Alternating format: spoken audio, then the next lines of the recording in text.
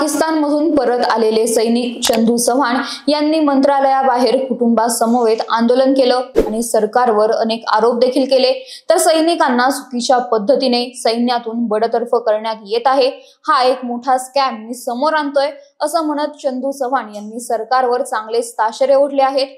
म्हणूनच चंदू चव्हाण नेमके कोण आहेत, त्यांनी सरकारवर काय आरोप केलेत तेच जाणून घेऊयात या व्हिडिओमधून। नमस्कार, मी श्रेया आणि तुम्ही पाहताय महाराष्ट्र कट्टा।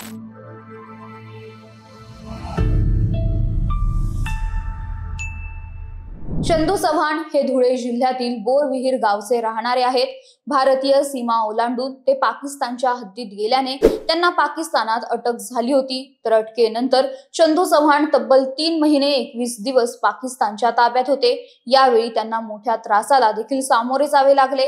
तर त्यांच्या अटकेनंतर केंद्र सरकारने मोठे प्रयत्न करून त्यांना भारतात आणले।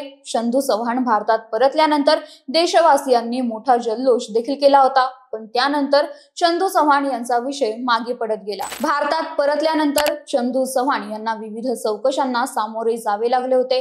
भारतीय लष्कराने चंदू चव्हाण यांच्या विविध चौकशा केल्या, मात्र या चौकशी दरम्यान चंदू चव्हाण यांच्याकडून समाधानकारक उत्तर न मिळू शकल्याने भारताच्या लष्करातून त्यांना बडतर्फ करण्यात आले होते। तर काही अधिकाऱ्यांच्या चुकीच्या कारवाईमुळे आपल्याला आपली नोकरी गमवावी लागली आहे। 11 वर्ष देशसेवा केल्यानंतरही सेवा समाप्तीनंतरचे कोणतेही लाभ दिले गेले नसल्याने पुढील जीवन जगायचे कसे असा सवाल करत चंदू चव्हाण यांनी त्यांची नाराजी व्यक्त केली होती। दरम्यान मध्यंतरी 2024च्या ऑगस्ट महिन्यात चंदू चव्हाण यांनी उपोषणाचा इशारा देखील दिला होता। सैन्य दलाच्या कारवाईनंतर बडतर्फ करण्याची कारवाई अन्यायकारक असून आपल्याला खासगी ठिकाणी ही नोकरी मिळत नसल्याने आपण कर्जबाजारी झालो आहोत। त्याचप्रमाणे आपल्याला सैनिकांची पेन्शनही सुरू झाली नसल्याचे सांगत चंदू चव्हाण यांनी काल कुटुंबासमवेत मंत्रालयाबाहेर आंदोलन केले होते। लष्करी जवान असूनही आपल्याला दहशतवाद्यासारखी वागणूक दिली जात आहे। गेली 11 वर्षे आपण लढा देत आहोत। सर्जिकल स्ट्राईक दरम्यान पाकिस्तानच्या हद्दीत जाणाऱ्या अभिनंदन वर्धमान यांना पदकाने सन्मानित करण्यात येते। पाकिस्तानातून आलेल्या सीमा हैदरला नोकरीची ऑफर देण्यात येते, मात्र माझ्यावर कारवाई केली जाते।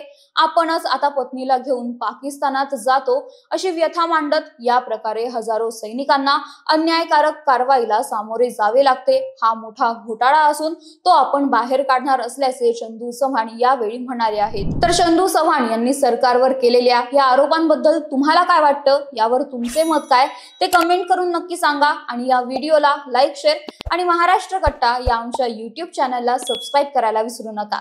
धन्यवाद।